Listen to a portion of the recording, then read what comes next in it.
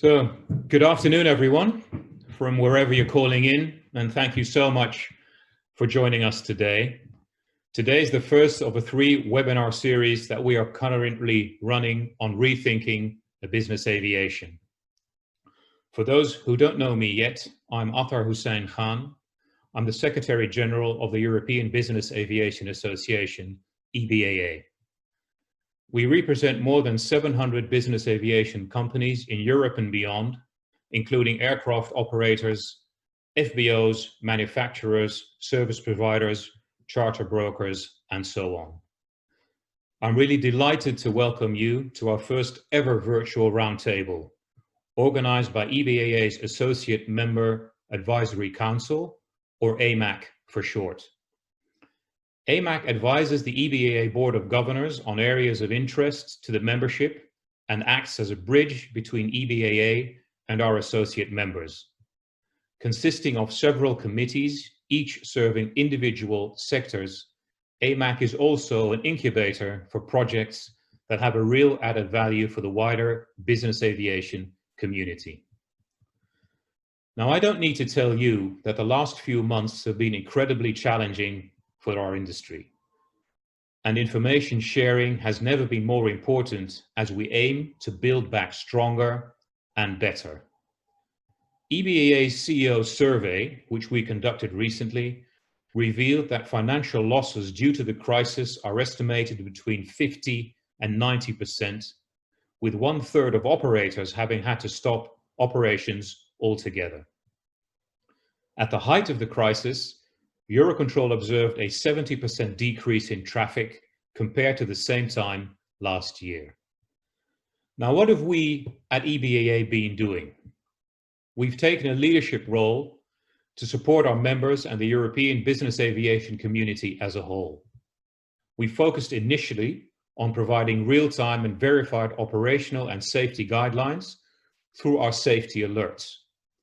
The team then quickly set up an EBAA COVID-19 resource center to centralize all the information available, make it freely available to the business aviation community at large.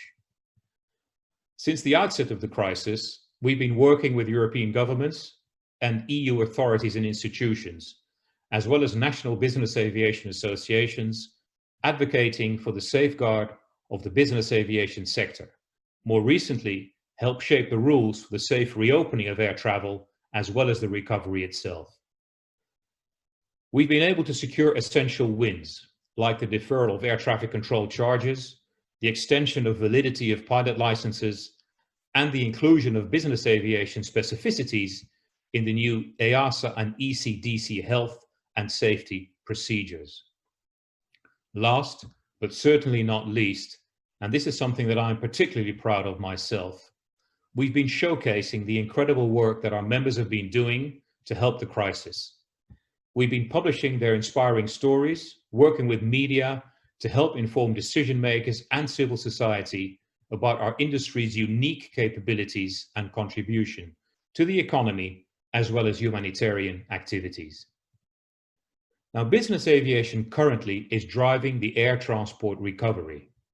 Throughout the crisis, we believed and advocated that business aviation could be one of the first movers because of our flexibility and agility, and the fact that we can start operations swiftly has impacted the markets already. At the end of July, business aviation accounted for 70% of European air traffic, compared with 6 to 7% in standard times. Obviously, it remains to be seen if this demand will withstand the ongoing COVID-19 crisis and the travel restrictions being put in place by governments across Europe to mitigate its impact. So, dear colleagues, ladies and gentlemen, just to conclude, this is the right time to pause. It's also the right time to reflect on the post-crisis challenges and opportunities for business aviation.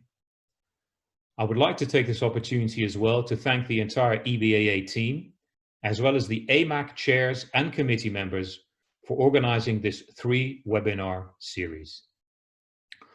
I'll now hand over to my colleague and your host for today, Paul Walsh, EBAA's Senior Member for Services and AMAC point of contact. Thank you all very much. Looking forward to a very fruitful afternoon. Paul, over to you. So let's just say that one of your children or a young relative came to you and asked, you know, I'm thinking about starting a career in business aviation. What would you say? Would you say yes, the innovation, the best practices, the standards, the opportunities are just so high that it's an excellent place to start a career? Or would you say, try banking, try software, even try the commercial airlines, but don't get into business aviation? Whatever the answer is, and you can let us know in the comments, I think it's important to be able to take a step back and reflect on the industry and accept that not everything in this industry that we all love and are very passionate about is fantastic. So that's what today is all about. It's rethinking business aviation.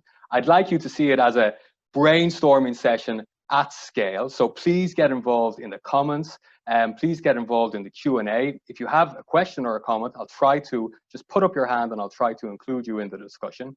Today we are rethinking charter brokering, rethinking sales and acquisitions, and rethinking business aviation finance. As Athar said, we're very lucky to have the chairs from the AMAC subcommittees supporting us in this brainstorming effort. We're going to begin at the coal face of business aviation, the champions of business aviation flight.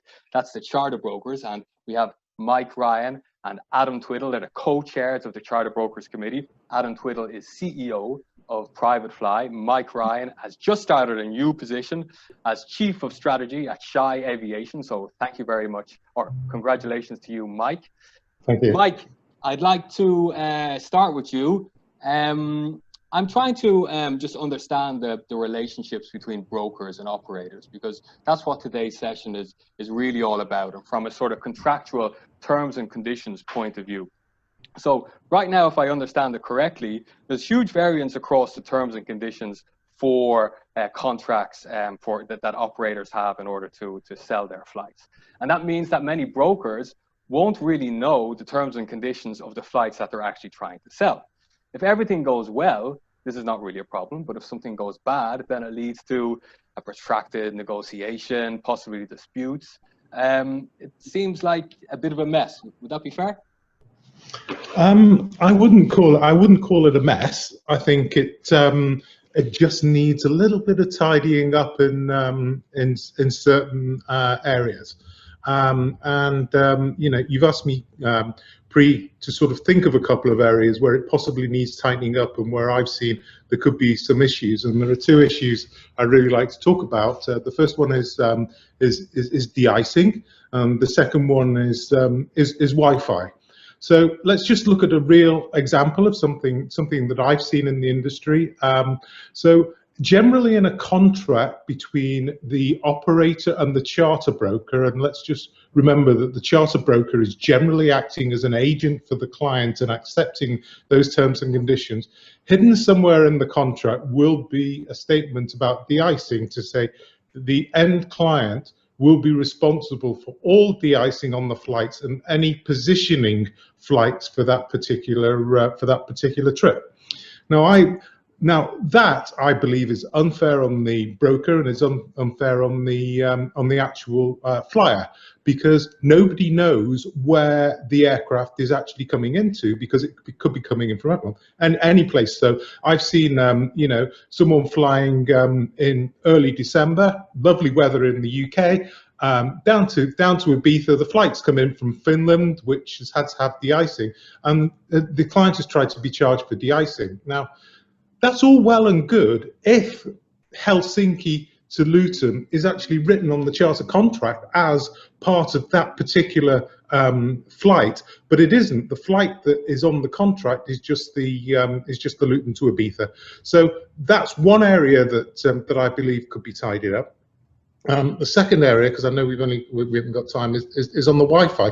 Again, hidden somewhere in the contract will say the client is responsible for the Wi-Fi charges. Now, it doesn't state what the Wi-Fi charges are, how much it's going to cost, And I've had clients that have walked onto an aircraft. The pilot says, "Here you go. Here's the Wi-Fi code. Enjoy yourself." And 4 weeks later, or even 6 weeks later, a bill comes through for $5,000 Wi-Fi charges, which then have to be passed on to the client. And the client says, "Well, I didn't know how much it was going to cost. I didn't know that I had to pay for it. And the pilot said it was okay to use it, so I assumed it was free." So those are just two examples of a little bit of tidying up that we need to do, and we put together some recommendations, which I think Adam's going to talk about a little bit later on. But those are a couple of examples about how tidying up needs to be done in the contract to make it better for the broker and more importantly better for the end flyer. So not a fundamental issue, not as dramatic as the way that I characterized it, and I know that the good thing is that there's a solution to this that you've been working on as well, and we'll come to that in a sec. I'm going to go to Adam now. So I mentioned disputes, and what we want to avoid is instances where these things go to court from an image point of view and so on. But between brokers and operators, we haven't come up with many examples of disputes for these type of reasons. So is this actually a problem, given that in many cases operators and brokers will just work things out and they have a commercial interest to do so? Hey, Paul, if I could just hold off the legal speak for a moment and just answer your original question about would I recommend our industry to young people and our families? Absolutely. This is the best industry ever. It's so exciting. There's so many great people. Everyone's so passionate, and we get the best toys to play with. So undoubtedly. Now, back to the boring. Well, I think it's been positive. We just haven't seen disputes in the media between industry players. We have in the past, and I remember one horrendous incident, and I believe both were members of EBAA, and there was a front page Sunday Times article in the UK about a dispute that even went as far as naming the example aircraft owners from the operator, and that is the worst case scenario for our industry, that we're seen to be bringing out the names of our clients who might not want to be in the paper. We're trying to encourage people to buy aircraft and to enter into our sector at the moment. So bad press is something we all want to avoid. Why have we been perhaps lucky in avoiding conflicts between members and industry colleagues? Well, I think probably this year has not been the time for anybody to think about legal action. It's been such a horrendous year so far that nobody would want to push it towards that. But also, I think, congratulations to EBAA and to the Air Charter Association for being very open, for inviting people to come to them with disputes and trying to work out things behind the scenes. I think there's a lot of discussion, a lot of communication behind the scenes that our industry associations are doing to keep these disputes outside of the courts. And of course, one big area that and a great tool to use is mediation and then arbitration. And there is now a company that offers specialist mediation to our industry, and we should all be using that as a first port of call. And just very quickly, so you do accept that the lack of standardization in operator contracts, it presents a risk in terms that it leaves things open for potential disputes, which could end up in court. And then after that, I'm going to just switch back to Mike, but I'd just like you to let me know what you think about that. Yeah, look, the holy grail, and a bit like world peace and eliminating hunger in the world, it's probably a goal that we'll never ever get to, but we want to aim for it, is a single contract for air chartering that we all use. So wherever the customer's coming into our industry, it's a one contract fits all. So there are no hidden surprises, and we can all stand behind them and say this is our industry. These are our standards. These are our terms. We're all very much aligned. Now we're some years off that. The yacht brokering industry is much closer to that, and that's where we need to aim towards. And full thanks to the subcommittee who looked at the best practice and guidelines and have produced an excellent document outlining some of the that might just be talked about, Wi-Fi, DI. So those have been highlighted and best practice has been laid out. And I think it's very expensive to have the lawyers overhaul terms and conditions, but wherever we're looking at our terms, if the first thing we can do is look at the industry standard guidelines and work towards amending all of our terms towards those, we'll be in a better shape day by day. Yeah, I might just let Mike come in. Thanks for that, Adam. I might just let Mike come in on that. We haven't got the standard contract yet, but we have made some progress. And I saw my colleague Fred just put a link to a document that we had been working on. So can you just tell us how this came about and what the actual nature of the project was?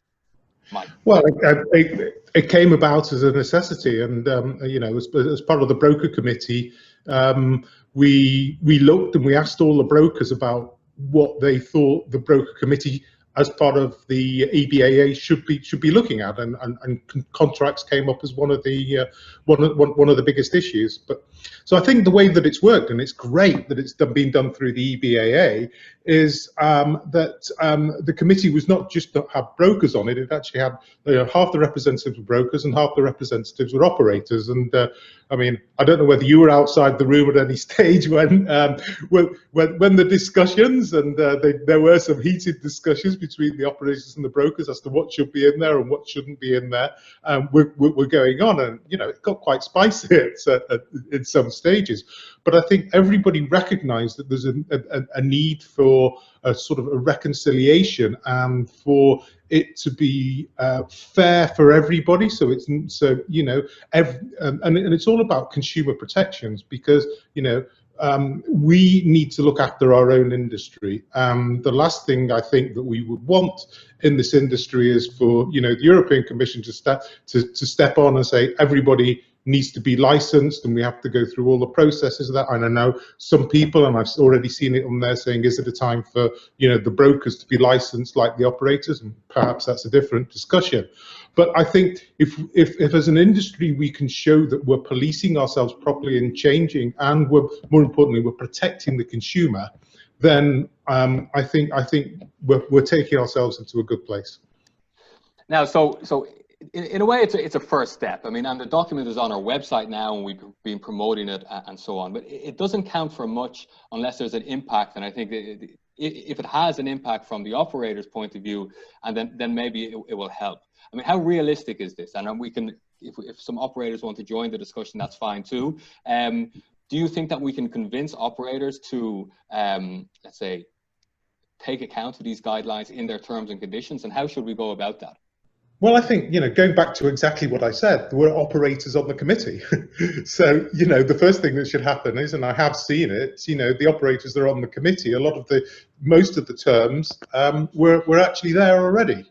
So, you know, I think it's ensuring, and especially some of the big operators that were on the committee, and they're generally the ones that can afford the best lawyers. You know, it's all about consumer protections. I think, you know, the one thing we've also got to be absolutely sure of is that the end consumer gets to see the standard terms and conditions of the operator in the contract, and they're not just seeing a broker contract, because, you know, they're the conditions in which they're flying, and the brokers will often only reference those conditions and not add them to the contract. So I think the next step we've got to do as an industry is we've got to ensure that the person that's flying not only sees the broker's terms and conditions, but they get to see the standard terms of conditions for from the operator.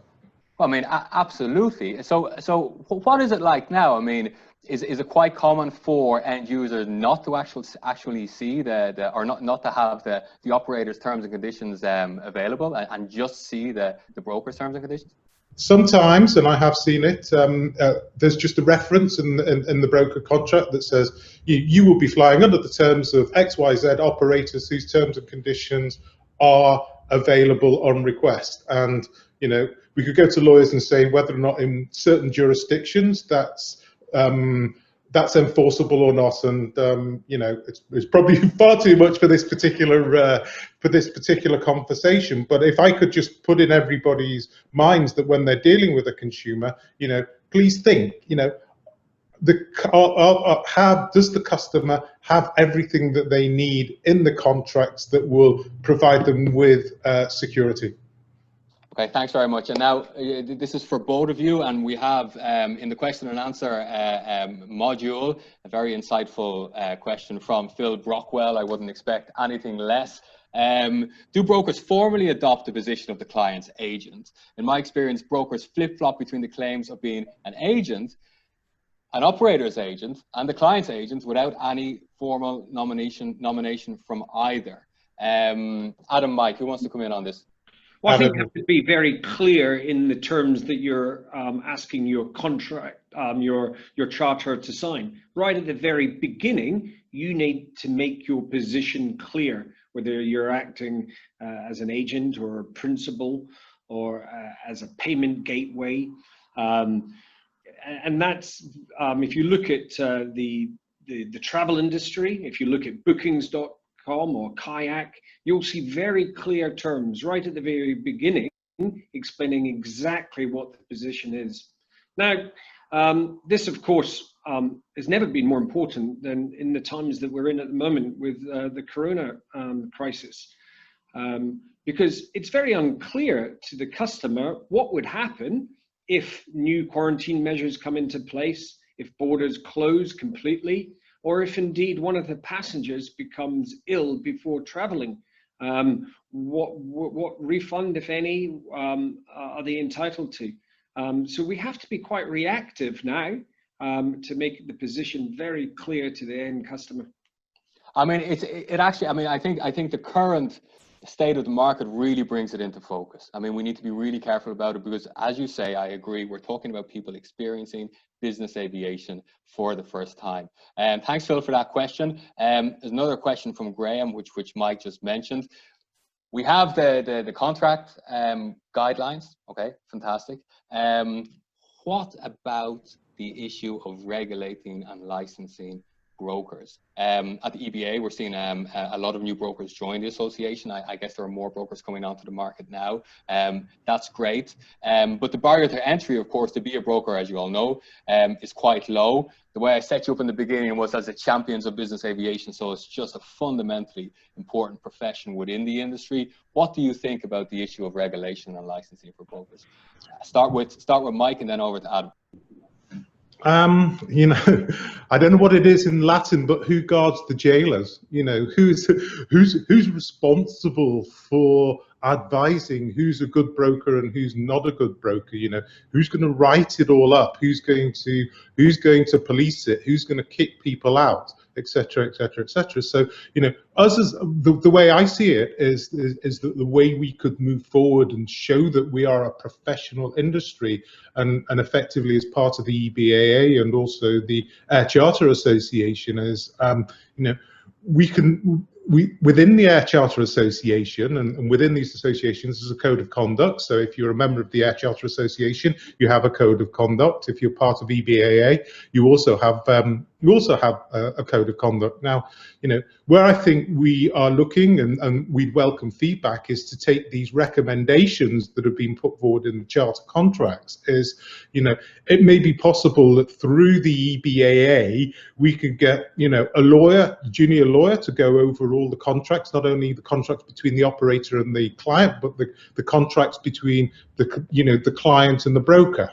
And effectively, if those contracts, pass the test whereby they represent what are the recommendations, there may be a possibility of an EBAA stamp or an Air Charter Association stamp that says that the contractual process that you have taken as an individual is acceptable and is part of the standardized contract process. Now, that's effectively where we would like to take this.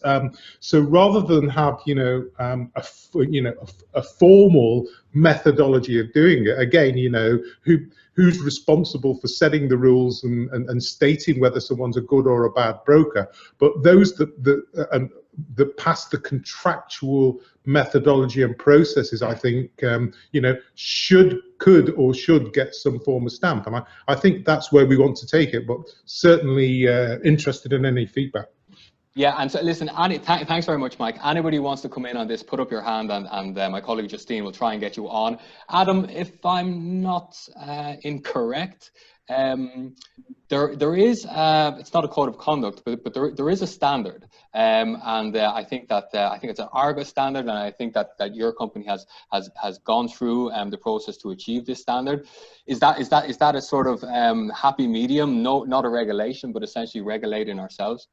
Look, Argus and Wyvern are much more known in the States, and customers frequently will ask us about operators and pilot qualifications and experience in the States. It's questions that are beginning to be asked more in Europe, but we're probably still some way behind it being required for a business.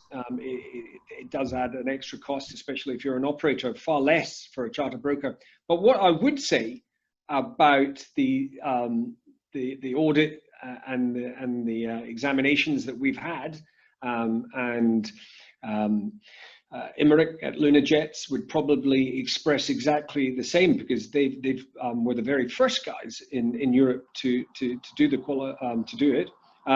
Is that it's really good for the team. Now, we're not regulated, so there isn't a qualification like lawyers and medics would have when you join private aviation. And this is the best thing that we've got so far, is that when you invite Argus in to be audited and accredited, they can pull any one of your team in and ask questions about how you deal with complaints, how you choose the aircraft, how you're looking at the weather, all aspects of your operation.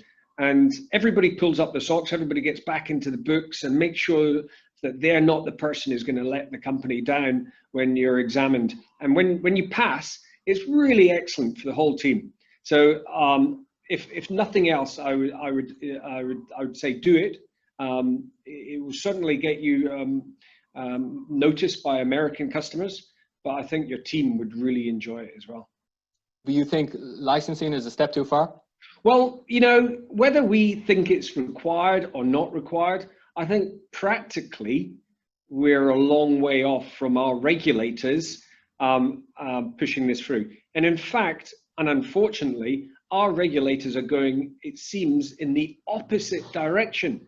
I was reading the Financial Times this weekend, an absolute horror. There was a full-page article about a cost-sharing platform that we all know, and it was really an endorsement of chartering a light aircraft with an unqualified pilot in any hobby airplane to go from A to B. And whilst our regulators are allowing that sort of company to exist, and bearing in mind in the States, the FAA shut them down very quickly, but they haven't done here in Europe, and they've almost positively enforced it. They're opening up charter to unlicensed professional, unlicensed pilots, unlicensed operators, unlicensed aircraft. So whether we think for our industry it would be a good thing or bad thing, I think unfortunately our regulators are going in the opposite direction. Okay, very good. Listen, Adam, Mike, you both told me that we wouldn't have enough time to get into other questions, but I see that we have 3 minutes left. So that means I'm going to throw out the questions that I didn't tell you about at you. Talking to operators, I mean, what do you think the biggest room for improvement that they see among charter brokers, possibly to do with the number of inquiries that are being passed on? Do you think that some brokers could do a better job in filtering the inquiries that operators receive? Well, on that, I think technology's got a huge part to play. the returning a quote shouldn't be as laborious as it is for many operators. There's great software out there now which will automate and generate dynamic pricing. So I think we've all got to work together on the technology front and get the integrations working and let the tech platforms that we all are investing in take the strain. Now, one key part of this whole thing, which we've had a relaxation from, is airport access. It's a problem that will come back to bite us. It's all very well having automated pricing and making quoting very simple to get pricing, but if you don't know if you're going to have a slot at the airport in Mykonos, then it's all for nothing. If you don't know if you're going to have parking in Geneva until on the day, then that pricing is all going to change, and someone's going to have to absorb a lot of cost unless we're passing it on to the customer.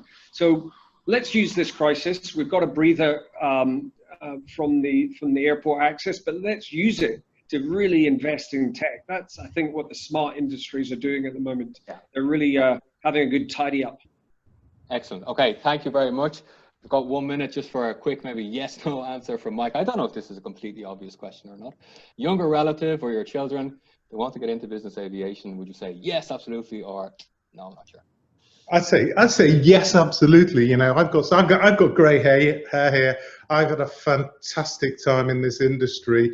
I've sold aircraft. I've been an operator, and I've been a charter broker. And I've had fun throughout my life. I've met some fantastic people. And it's great that we're continuing on Zoom, but I'm really looking forward to the time when we can all get back together and meet up in person, because that's what life's about. As humans, we should be interacting with each other. We should be meeting with each other, and private aircraft are the best way to do it. Thank you very much, Mike. Okay, thank you both of you so much.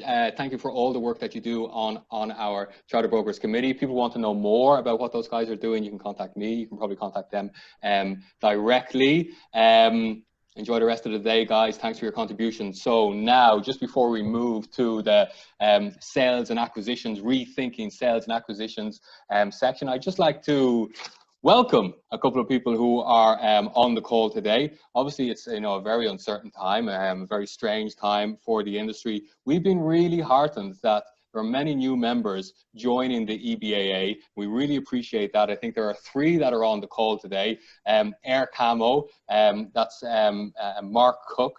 They've been providing camo service for commercial aviation for a couple of decades, now moving into business aviation. Welcome to the association, Mark. We also have International Charter Desk. That's Aura Minciu from Romania, or is already getting involved in the work at the Charter Brokers Committee. And we also have Jet Maintenance Solutions, line and base maintenance in Lithuania. So, of course, it's not just about joining. That's just really the start. It's about getting involved, getting into these committees. Hopefully today we'll be able to give you a good insight of what we're doing. So, with that, we're moving on from the champions of business aviation flight to sales and acquisitions. And so now we'd like to introduce Janine Iannarelli. Janine is in Texas, if I'm not mistaken. She is the president of Par Avion. She's leading the sales and acquisitions committee at the EBAA. Janine, are you there? How are you doing? I am. Wow. I'm going to harken back to Adam's comment about investing in technology. Yes. I'm glad to be here with you. Yes. Well, we're making it happen, and touch wood. So far, so good. Janine, strange time, of course. Are you seeing more inquiries than you would have seen at this period, let's say last year, or less inquiries? How's it going? Yes, absolutely. Year over year, we're experiencing an uptick in inquiries, particularly from first-time buyers. I can only imagine that the interest is driven by COVID. COVID is the root of all our problems today. And that is the interest in business aviation. But it doesn't sound, you make it sound negative, but actually it's a source of new business and growth. Is that another way to describe it?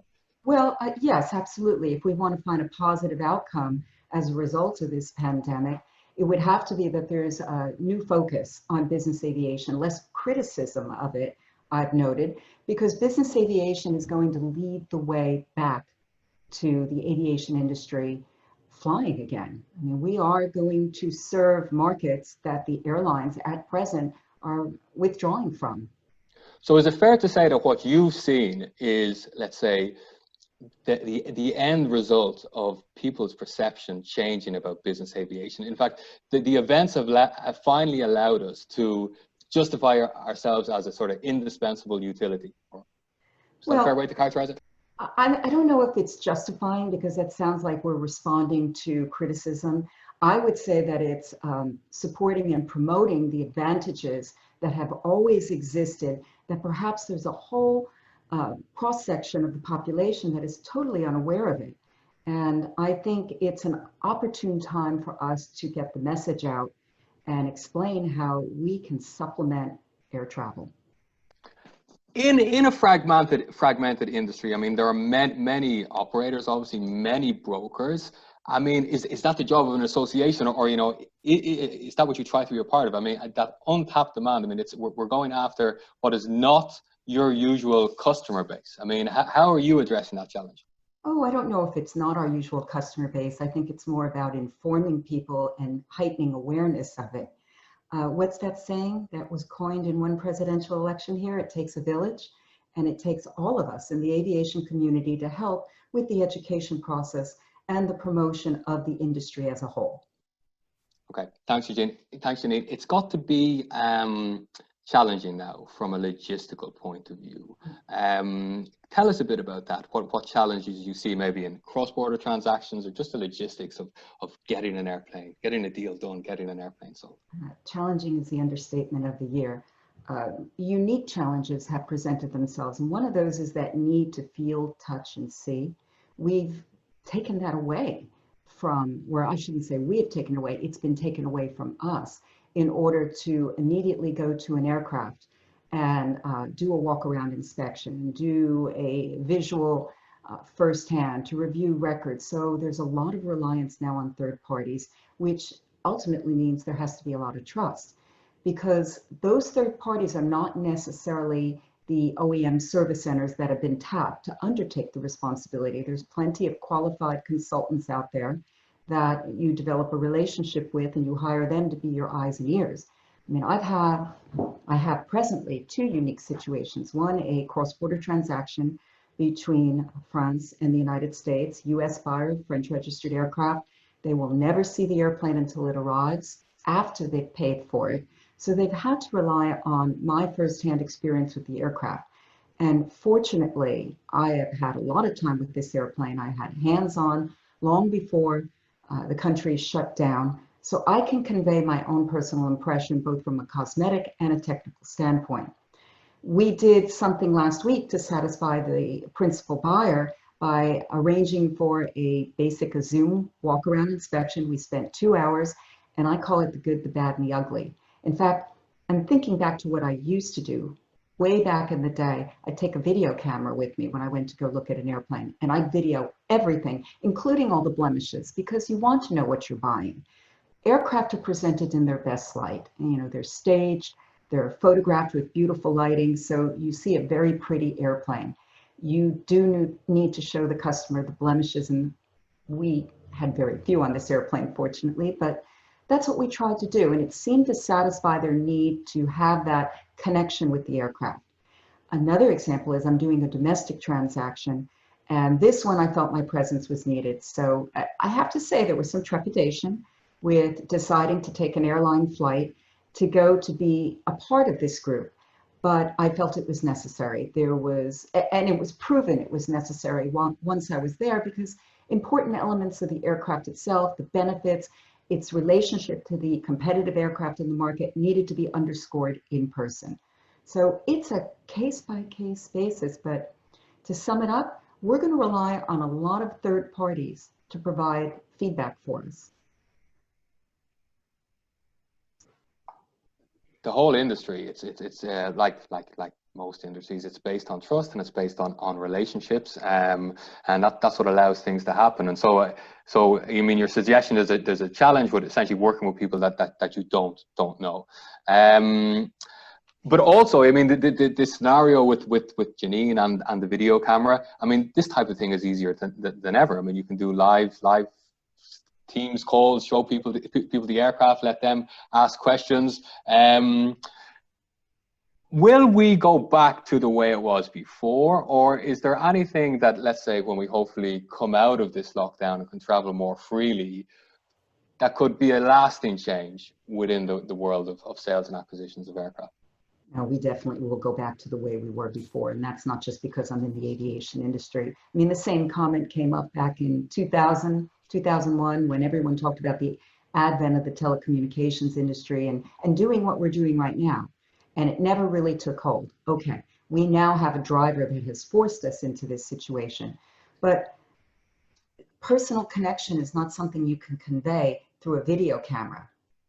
It's a supplement for the time in between, but it's not the solution for the need to sit across a table, because you only get so much out of this video conference.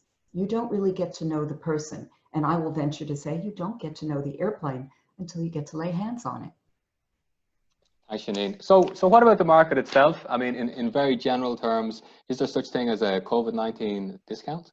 What has been the impact on pricing? Oh, that's a really good question. And my thoughts are there's a small, perhaps, discount for COVID-19. Really, what we're seeing in the market in 2020 is a correction in values for select make and models of aircraft, but that correction was overdue. Fourth quarter 2019 was already relatively quiet, and so naturally, in order to stimulate demand, you usually have an adjustment in price. We've seen that since the first of the year. COVID-19 is an excuse that I think some buyers would like to use to drive the price down further, but there are other elements that are really impacting the purchase price of an aircraft. Okay, but so nothing dramatic, it seems. But on the charter market, I mean, we've seen obviously big swings, a shift to smaller legs, smaller aircraft, mid-size and smaller segment. Do you think that this will have an effect on, let's say, the mix of the overall fleet and what aircraft are more likely to be sold? Will we see a shift to the mid-size and smaller aircraft segment? In the short term, most definitely, because you have to think about what is the purpose of buying the aircraft. So the long-range, large cabin airplanes are suffering the most at this point, and I imagine that's in the charter segment as well as in the resale segment, because the question is asked, where are you going to go? When you have borders that are shut down, quarantines in place, you're limited in terms of utilization of the aircraft. Now, in the United States, it's a little bit different because we have such a big country. And if you're traveling coast to coast, if you can use a large cabin, long-range airplane, you're going to opt for that. But if you're looking for a solution, you're the traveler who's in the central United States, or you're the traveler who frequents New York to Florida, you're going to look at something that is the right size. And the right size is probably small and mid-size jets. And right now, they are the sweet spot in the marketplace. Okay, thanks Janine. One question I see, thank you, Fred, and I was thinking about this as well. Are transactions now intercontinent instead of cross the Atlantic? I just had a kind of follow-up question to that as well. I mean, are US-based buyers buying any European-based aircraft? Is that possible now? It's possible, but it's extraordinarily difficult. I think I mentioned it several months back in another conference that I said this is going to be, one, the year of the small jet, and two, the brokers that are based in the United States, the airplanes that are based in the United States are going to fare much better than anything around the world, and it's driven by the logistics. Are Americans buying foreign registered aircraft? Yes, of course, but not without long lead times, a great deal of difficulty. I would say that there's not as much interest directed at anything that's outside of the boundaries of the United States, again, simply because of the logistics in consummating that transaction. Now you're chair of the Sales and Acquisitions Committee, and so you've got there's a wide network of European, international sales aircraft sales brokers there. I think we also have Valerio Zamboni, and we might just bring him on as well if that's possible. But just and Valerio, maybe we could just put up your hand so that we can identify you and get you on. Valerio is from NewJet. He's based in Monaco, decades of experience in the market. While we're getting him on board, Janine, is this a good time to buy an aircraft? It's a perfect time to buy an aircraft. Is that what you always say? I don't always say that, but I will say that there's a nice selection of quality aircraft available at this moment. But those are the first aircraft that are going to disappear. And the market's come back alive. Traditionally, the United States resurrects itself from its summer holiday around this point in time, the Labor Day holiday weekend. And already we have fielded so many calls in the first week. I'm quite surprised by it. And I think there's a bit of momentum building, in part because I think some people want to get their aircraft bought before our upcoming presidential election. So don't wait if you want to buy a certain type of airplane. Well, listen, we don't have the time to get into that that topic, unfortunately. Thanks, Janine. Valerio, what do you think about all of this? Are you seeing? Are you having a similar experience to Janine? I'll ask you the same question that I started out with. Have you seen more inquiries at this period than the same period last year? Inquiries are probably the same or even more than that, but not necessarily the quality of the inquiries are the same that we're having here in Europe now, honestly. And, you know, we had a lot of inquiries that actually, they look like come from people that had nothing to do during the lockdown, except to make inquiries, but not really because they want to buy an airplane, okay? And maybe, you know, the fact to live in Europe, it's a little bit different than for Janine, that she's a respectable citizen of Houston, and things are a little bit different in Texas. But here, it's March and April. They were terrible. I mean, it's no point to hide the situation that for 2 months we have been trying to do any kind of things here, any kind of creativity. I mean, try to bring the airplane to the buyer. We had airplanes flying over to the United States just to show the airplane. We have been trying to do other things to give other things with the airplane, but it looked like at that time the only things they care it was the money. They were price oriented. Okay, so we had people that they send us email offering 50 cents for $1. Without even saying, excuse me. It's just like, listen, I'm looking for a distressed situation. I know your airplane is worth X amount of money. I'm ready to pay you 50% of the value of the airplane now, which of course it didn't work out. It didn't work out in our case. Okay, so now things are a little bit different. Now we start people that they are more oriented in the quality of what they are buying, even if our problem is that if there is availability in the United States of the same model, people in the United States, as Janine said, they prefer to buy a domestic airplane instead of an international airplane because of the problem that we have with the logistic. Okay, I mean, you fly an airplane from here to New York, and then you go in PPI in any place, and then every hotel is closed, and crew, they start to be a little bit nervous to stay 3 or 4 weeks in a place where they can do anything. I mean, a lot of restriction that is in these days, they are still affecting the European market, I believe. We have one question in the comments. We're very ambitious and sort of technically minded at the EBAA, so we're going to try and do a poll now. So if we could just bring up that poll, that would be great, because it goes and say, oh wow, there it is right away. But I wanted to ask the question on the poll to Janine and Valerio. So essentially, it's about the future of the sort of future impact of COVID-19. What will COVID-19's long-term impact on business aviation be? 1, we'll see lasting positive change in a growing customer base. 2, a prolonged economic downturn will cause bankruptcies and consolidation. 3, the crisis will pass and we'll go back to the way we always were. Valerio, what do you think?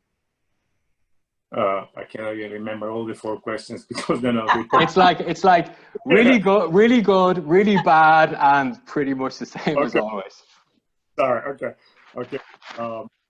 Just for my curiosity, are you still seeing me when I'm on the? Yes. You're looking great, Valerio.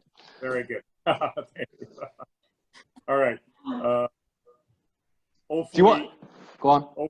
Hopefully, this COVID-19 is going to disappear sooner, so it won't be a problem. Because if we persisting with this kind of problem, there will be a big adjustment in the market, and not necessarily on the plus side, on the positive side. Okay, yeah. So this, there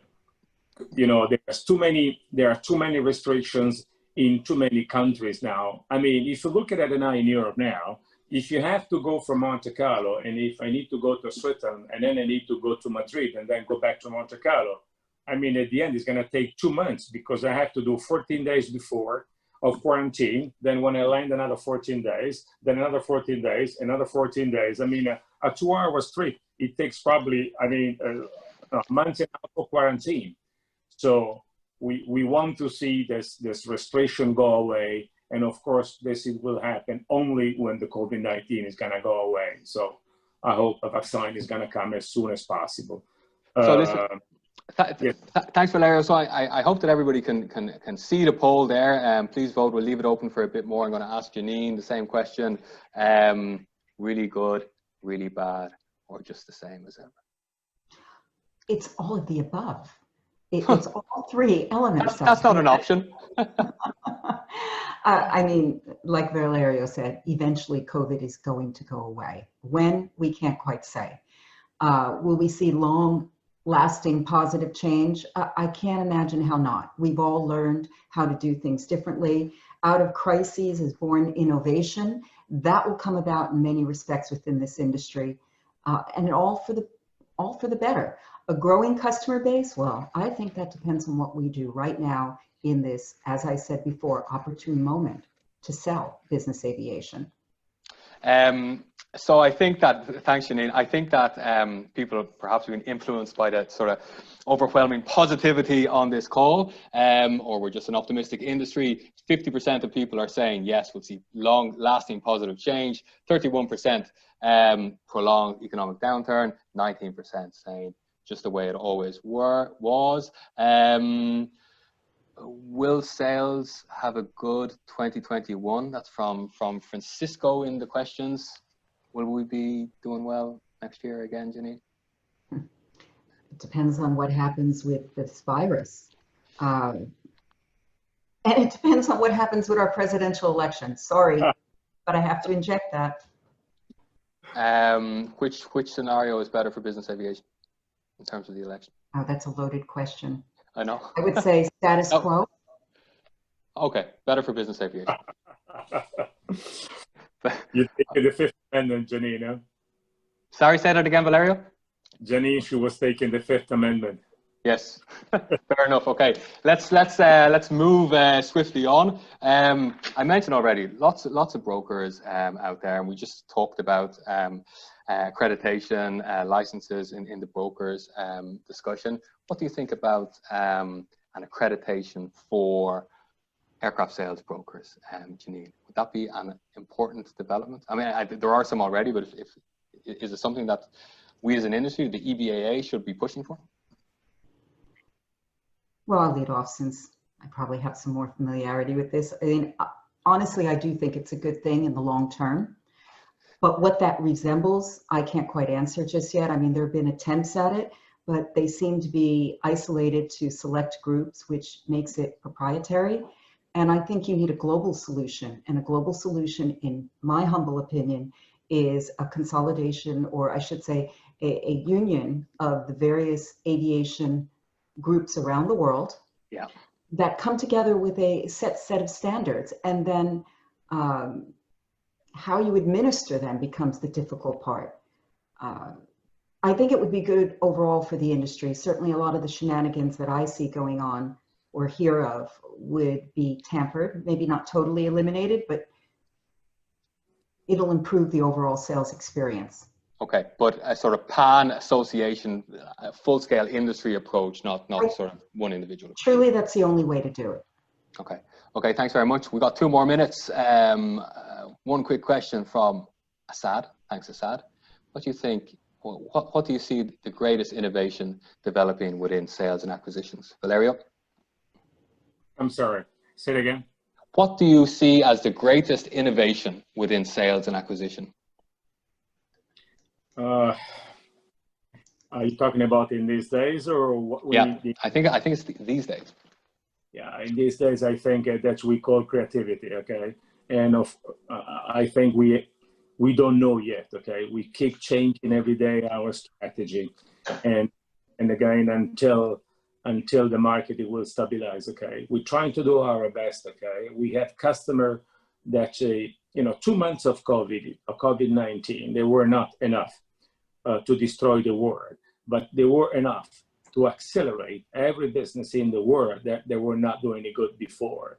Yeah. So the other side, we had people that they thought this 2 months they were enough to be very aggressive on the market, and now we are seeing this seller and buyers. They are a sort of fighting each other without a clear winner on both sides. It's true, some units have been sold for a very low number, and this affects all the market, especially in the way the matrix is done now by NetJet or Blue Book.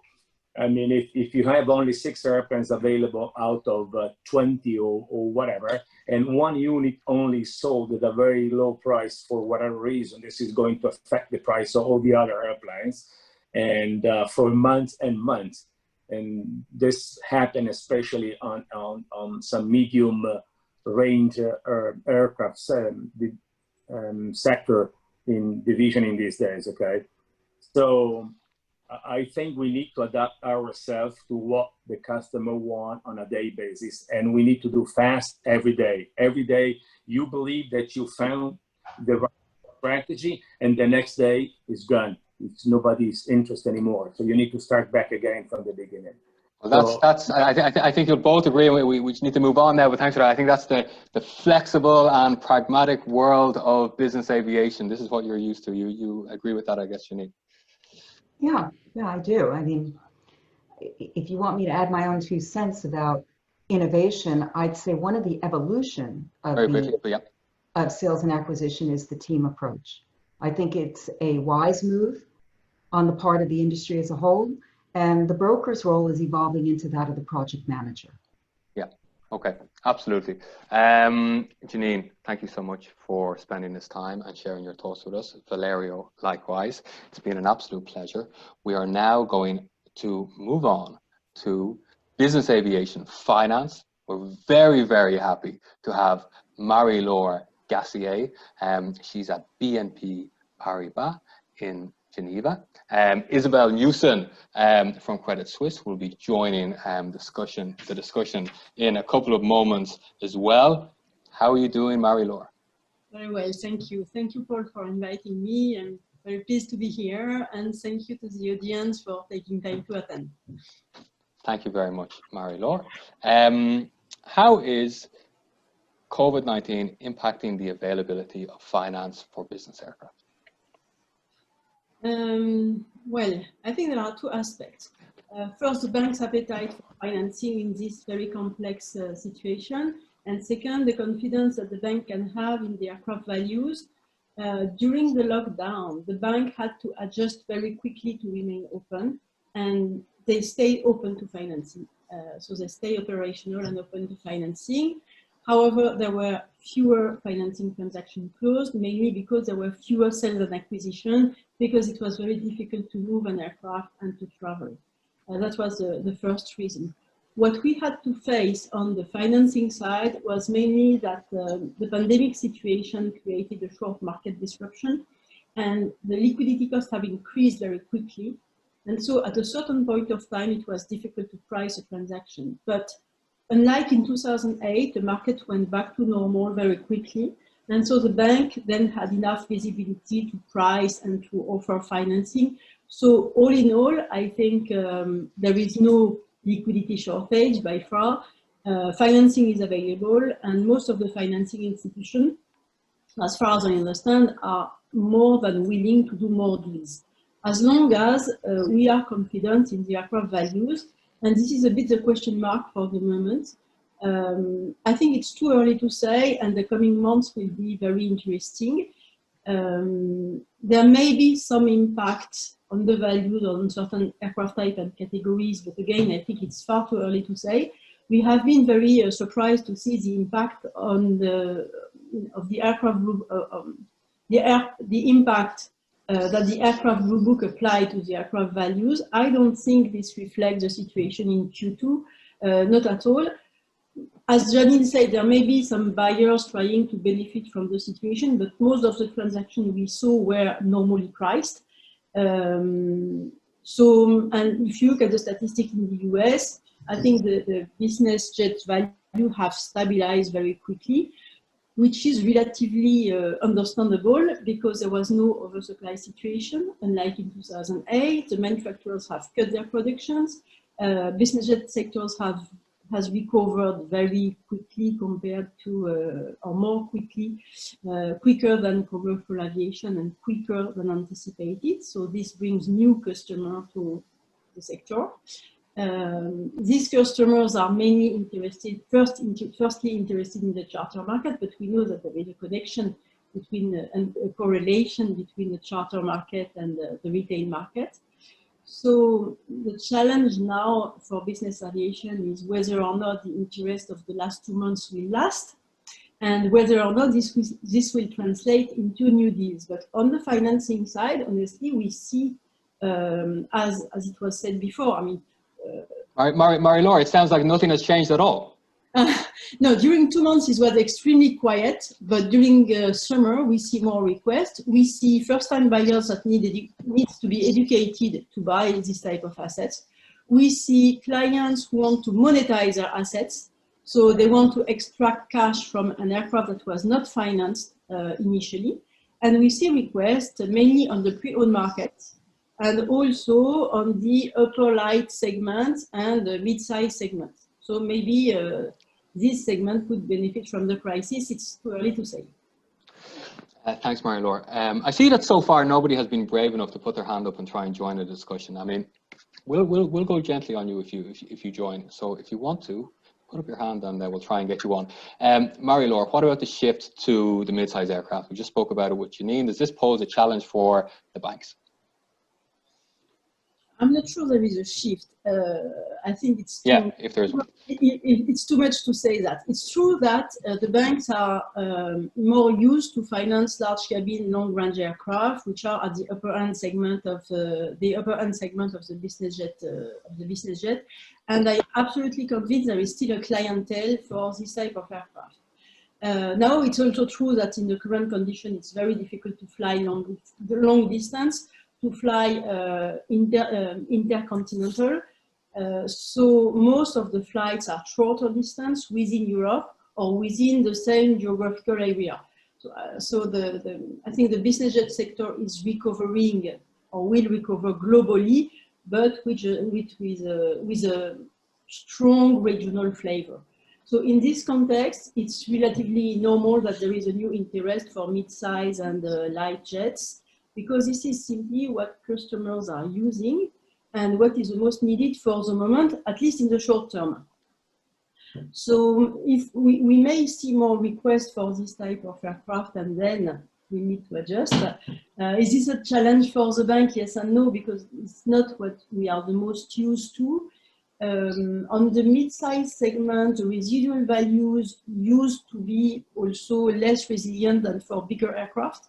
I think the main challenge would be the size of the transaction, because financing an aircraft remains a complex transaction, and we need a sizable transaction to make it meaningful both for the client and for the bank. But it's finance as a service, right? I mean, it's about providing a service to your clients. It's not just about the aircraft. It's about having that whole portfolio, keeping the clients or getting new clients through perhaps your ability to finance an aircraft. Is that fair? Absolutely. And so at the end of the day, if there is a shift, or if we see more requests for mid-size aircraft or for pre-owned aircraft in proportion, I think we need to adjust, because the role of the financing institution is clearly to bring liquidity to the market and find solutions for the client. Okay. Listen, we've spoken about a couple of different topics, but one, I mean, I guess it's as difficult to finance a large jet as it is to finance a mid-sized jet. And what we're looking at then is just the administrative complexity of financing aircraft. As an industry, is there anything that can be done to address that? I mean, is it moving between jurisdictions that creates a lot of the headaches? And do you have any proactive suggestions there for how we could ease that and just make it easier to get some deals done? Well, if I thank you. I think this is a very interesting question. And if I rebound on what Janine said before, Europe is a very important market for business aviation. It's the second market after the US. But the US market and the European market are very different. But all the aircraft are registered, and all the procedures and rules are almost standardized. On the contrary, in Europe, there is harmonization for safety and maintenance, but not when it comes to moving an aircraft from one country to another one. Each European country has its own aircraft register and aircraft mortgage register, and its own procedures to register and deregister an aircraft, register and deregister an aircraft mortgage. So it's time consuming. It's very complex sometimes. It creates discrepancies between the countries, and it can also disrupt the use of the aircraft.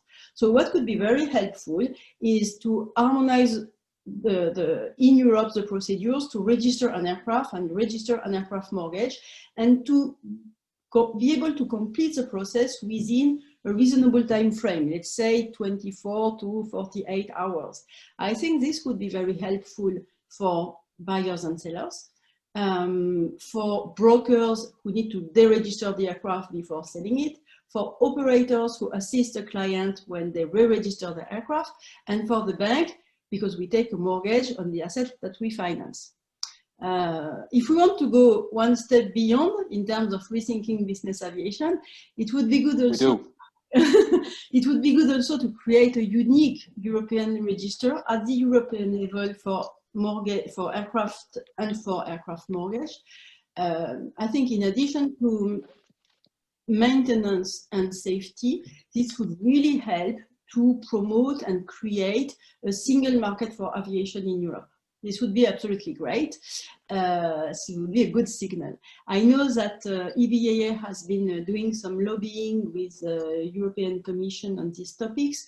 At the AMAC level, we have also in the Financiers Committee, together with the Lawyers Committee, put up some proposal for that. And because we think this would benefit, especially to business aviation, because business aviation is where clients tend to change the registration of their aircraft more often. So this would be particularly useful. So, I mean, lots of headaches. Headaches on the mortgage side, headaches on the aircraft registry side when it comes to moving between jurisdictions. Our resources are limited. Which if we want to like allocate our resources to a project, should we be focusing on the mortgage issue? Would you think that would be more realistic to achieve, or do you have any insight into that? I mean, when a client buys an aircraft, we need first to ensure that it's going to be registered in the contemplated country, and then that we take a security on the asset. So the mortgage, we need also to take a mortgage. The mortgage may be taken either by PDF and very easily. Sometimes we need the document to be signed, to be notarized, to be apostilled. So the time frame to complete the transaction and to obtain the document showing that the mortgage registration is effective can be very variable. So honestly, this doesn't help the transaction. This type of uncertainty is a bit of a headache and doesn't help to complete smoothly the transaction. So there is room for improvement.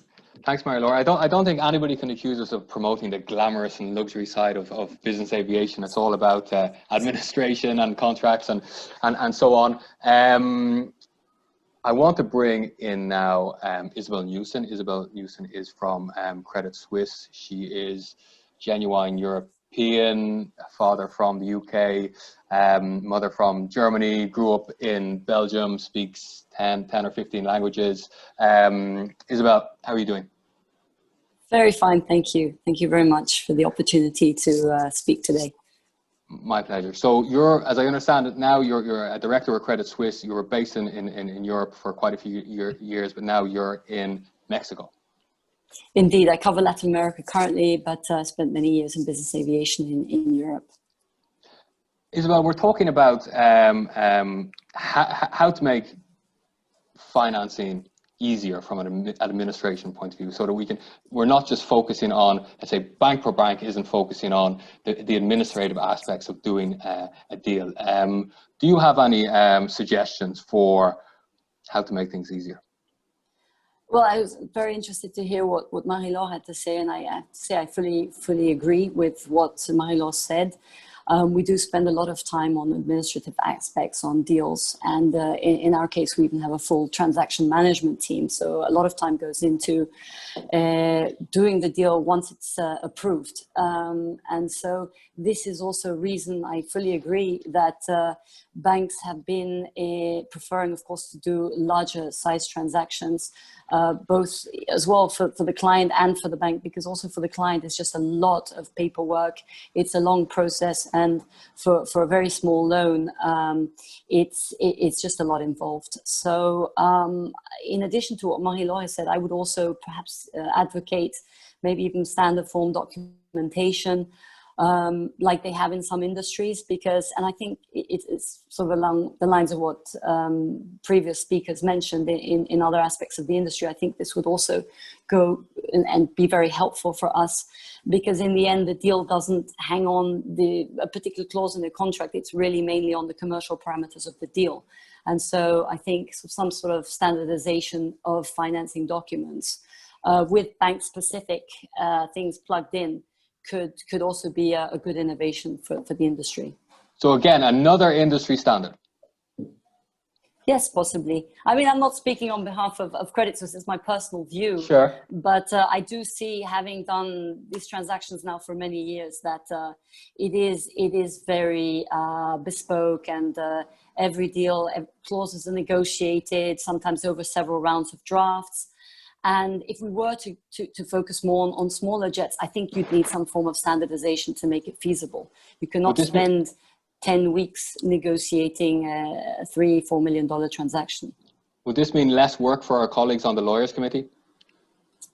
Well, possibly, but I think in the end there would also be volume, and I think there's enough. Currently, those deals are not oftentimes being financed, so it would mean more financing transactions all around. And as you mentioned earlier, it's really about the client and providing a service, and not necessarily, doing what's better for us. But I think there will be a need for small deals. There is a need, and currently that space isn't really catered to so much. And I think banks that are in that space have an advantage. I'm not saying that now banks that are focusing on larger jets should now move into that space, but it certainly represents an opportunity. I'm going to shift gears now and just move into a completely different topic. Corporate social responsibility has never been more important. A massive issue at banks. Banks have pulled out of financing providing finance within certain industries. Some banks won't provide finance within the tobacco industry, whatever, and so on. I'm sorry. business aviation hasn't always had the best perception from an environmental point of view, in spite of the good work that I think the EBAA is doing and associations are doing, and many of our members are doing on this topic. I want to know if it's an actual risk from a banking point of view. Like, is it realistic that a bank or banks might actually pull out of business aviation if the negative perception was to continue or to grow? Goodness, that's a tough one. It certainly is a concern for us, and as I imagine it is for all banks, not just business aviation, but a number of industries, as you mentioned, could potentially have issues for banks. And I think that's where we all have sort of a common interest to work with organizations such as the EBAA to support the image of business aviation, make people realize what a fundamental role business aviation plays, and I think we all need to work on that together. But I would certainly say the pressure is growing, and I would imagine it's a topic that most banks are looking at. And Marie-Laure, I'd like you to come in on this topic as well. Thanks Isabel. Yeah, I think this is a very, very interesting and very important topic. I think the perception of business aviation has probably changed over the last 6 months, and we have an opportunity. Sustainability is not only an issue for aviation or business aviation, it's for all the sectors. But before the crisis, business aviation was probably perceived as an industry that was polluting in an unnecessary manner. Now I think business aviation is probably seen more as useful more than ever.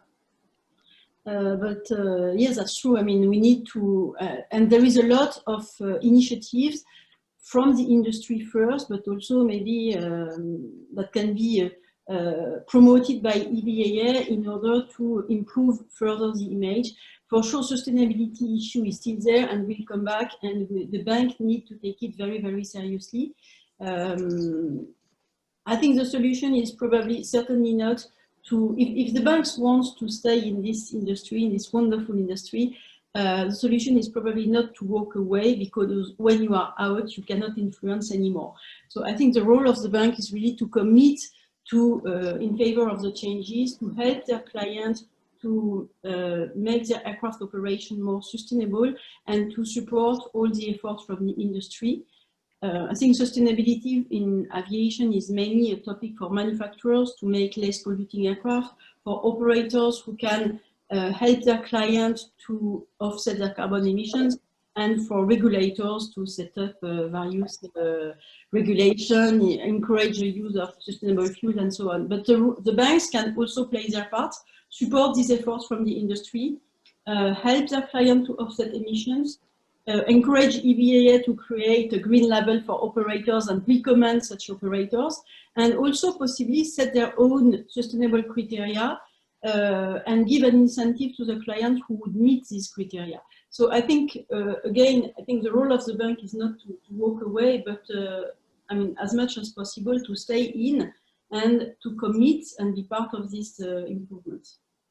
Well, I mean, I think it's already helpful as even a sort of wake-up call, just to make people aware of how seriously banks are taking these sort of things, that risk is actually there, that we do need to continue our work on promoting the sustainable side of business aviation, and actually becoming more sustainable, of course, as well, because there is a risk that banks might leave. And maybe it's not an immediate risk, but it's there. I have a couple of questions in our question module that I certainly would not be able to answer myself. Etienne, from a business aviation insurance perspective, have aircraft average value were higher than the average Blue Book. We see agreed values getting more in line with the Blue Book. Is this something that you notice in Europe as well? And if any of you want to come in, not just the financiers, Marie-Laure, anything to say about that? Values versus Blue Book values, what do you think? I mean, as I said, I think the question comes from the fact that the Blue Book values have been sharply impacted in the last issue in August, I was honestly extremely surprised. I don't think this reflects the situation in Q2, while this is supposed to be based on the previous transaction. So I think we should be very, very cautious and not drive the values down in anticipation of what could happen in the future. For the moment, what we've seen in Europe is that the transactions were more or less normally priced.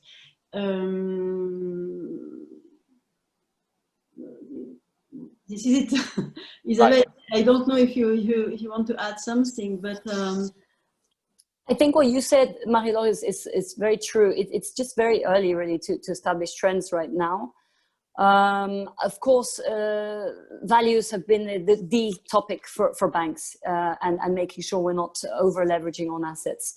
And so I would say that European banks' approach typically is quite conservative, which is good. We're stable players throughout the highs and lows in the market, and I think that's always stood us in good stead in our industry.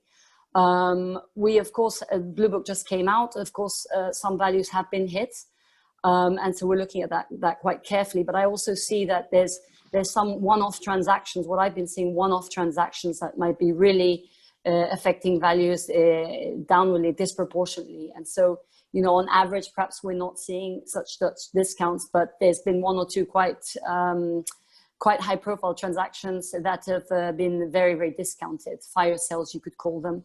But as I remember, one broker on the call said, you know, these prices shouldn't affect the pricing generally, because usually brokers get in early on those deals and they buy those aircraft on inventory. So and buyers are not often getting those very low prices. But this has, I think, created some sort of expectation, at least in Latin America, that you know, 50% discount and opportunism, which I don't think is really reflected in the market, because I don't think we're seeing a return to 2008. Thank you, Isabelle. Another question, a more general question, a very good one. With the challenges brought by COVID-19, what is a must-have for anybody working in aircraft finance? What is the must-have skills, for instance, that people need to work in aircraft finance? Isabelle. I think I could see Marie-Laure smiling there, but yeah, I think they're pretty much skills that apply just generally in aircraft finance. I think just tenacity, perseverance, keeping calm, and never giving up. I mean, I would actually say for buyers, it's never really been a better moment, and I'm sounding like you know, maybe overly optimistic, but really for buyers, it's a great market right now. And also from a financing perspective, there's lots of offerings out there, lots of banks in the small space. And I think it's tough for banks to work in this environment. Every deal is pitched to at least 3-4 banks. There's a lot of pressure. So I would say, you know, these are things that we've already been seeing pre-COVID. I don't think now, specifically in COVID times, there's any other challenges other than this uncertainty that we've been talking about, mainly on values. I would say that's been the biggest challenge. Okay, we are coming where we have Go ahead, yeah, please, Marie-Laure, please. Just a short comment on what Isabelle said. I fully agree. I think what is also very important is to have some experience, and because we were very surprised. I mean, everybody was shocked by the situation. The market was in a pause mode, and nobody knew really what we should expect from there. I think it was very important to understand the situation, to see that there was no oversupply situation, that the situation was completely different from 2008. There was also no liquidity issue on the market. And so, I mean, this allows to relax a little bit the anxiety on the market.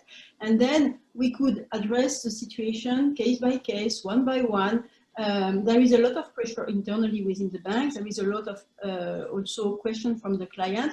And if you want to cool down the situation and to take time to understand what's happening step by step, I think it's good to have also some experience of what happened in the past. Thanks, Marie-Laure. Isabelle, Marie-Laure, we talked about finance as a service. And I think this is the model that you are working with. But the market is changing. There are more opportunities in the mid-size space. There might even be opportunities for people who have this, what would have been in the past, this crazy idea of owning aircraft themselves and operating them. Somebody comes to you with a well thought out business plan for owning aircraft, operating them, owning aircraft by the company, operating themselves. Are you open to financing these type of customers, Marie-Laure? I mean, I think it's not me. No, but I think the answer is relatively straightforward. This is not the way the European market works. I think maybe it works in the US. Maybe it's possible to have pure asset-based financing in the US because the market is more fluid and the business aircraft, small business aircraft, can be seen, I mean, this is under Janine's supervision, what I'm saying, can be seen as a commodity, and it's much more liquid than in Europe. In Europe, what all the banks are offering is we can finance business jets with recourse on the beneficial owner. It means that we need an additional security, not only the asset. And when we see clients or new clients or new venture willing to buy business jets to make a business out of there and offering to the bank only the asset themselves as a security, this is not something we can do in Europe, and this is not something we can do within a wealth management environment, which is most of the time where financing is available in Europe. So maybe it can be different in the US, but in Europe, this is the way it works. Okay, I don't think I'll be able to get Isabel's answer on this. I kind of suspect I know what the answer is. Anyway, thank you, Marie-Laure. Thank you for taking the time out to speak to us today. Likewise, Isabel, very interesting. Thank you both for contributing to the discussion. This is almost bringing us to a close for today, everybody. Sorry if I didn't get to your questions. Sorry if something didn't work out for you guys, but I think it was quite an important discussion. I asked that question at the beginning. It's interesting that we've got a bunch of people from a university in Germany working in, who are studying an aviation master's. I'd just like to welcome you guys as well. So thanks for joining. If you want to learn more about business aviation, you can contact me or I can put you in touch with some of the other chairs, I'm sure, as well. Yes, I think that business aviation is one of the most fun industries out there. Thanks very much. Next week we are rethinking charter brokering, sorry, we're not rethinking charter brokering, we're rethinking maintenance, rethinking ground handling, and rethinking business aviation law. I'd like to thank Justine, who did all the work in the background. I'd like to thank Fred and Roman as well for all the communications. Of course, thank you to all of the chairs. You have been excellent. Thank you to everybody for attending, and we'll see you hopefully all again next week. Thank you very much. Bye.